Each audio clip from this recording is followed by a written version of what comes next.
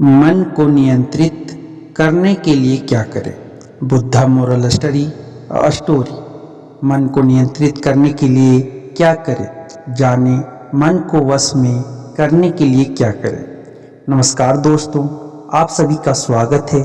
दोस्तों, आज की इस कहानी के जरिए मैं मन को वश में करने के लिए क्या करें बुद्ध की कहानी शेयर करके आपको बताने वाला हूं कि आप मन को वश में करने के लिए क्या कर सकते हैं।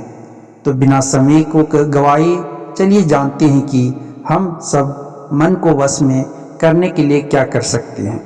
अगर आप इस कहानी के पीछे के तर्क को समझ लें तो आपका दिमाग काबू में हो सकता है। जब मैंने पहली बार यह कहानी सुनी तो मुझे इसका तर्क समझ में नहीं आया, लेकिन इसकी भावना प्रेरणादायक है। एक बार महात्मा बुद्ध किसी नगर से गुजर रहे थे। बुद्ध की नज़र एक कपड़ा व्यापारी पर पड़ी जो उदास और निराश दिख रहा था। बुद्ध उसके पास गए और पूछा, हे भक्त, तुम इतने दुखी क्यों हो?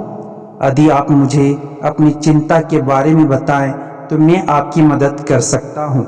कपड़ा व्यापारी ने बुद्ध को प्रणाम किया और उन्हें अंदर आमंत्रित किया।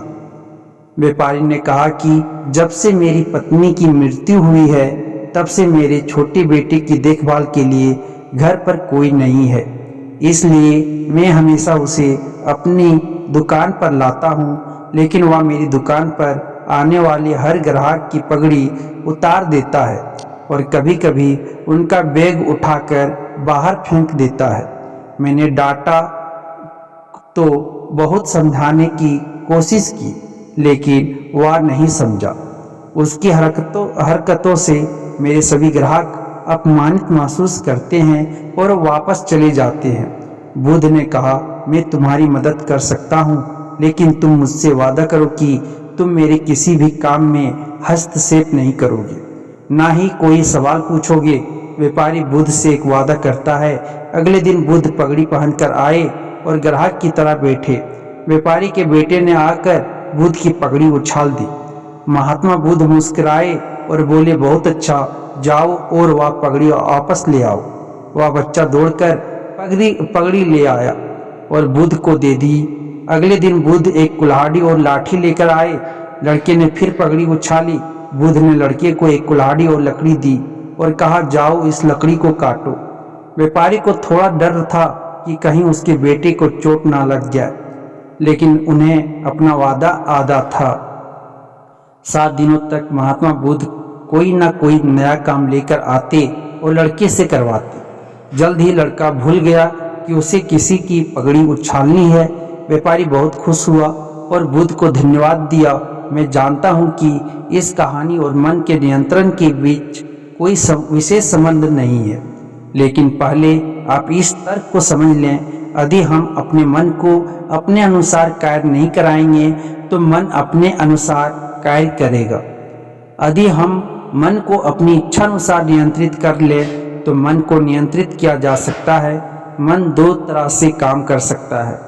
पहला, मन अपनी इच्छा अनुसार काम कर सकता है, या दूसरा, हम मन से अपनी इच्छा अनुसार काम करा सकते हैं।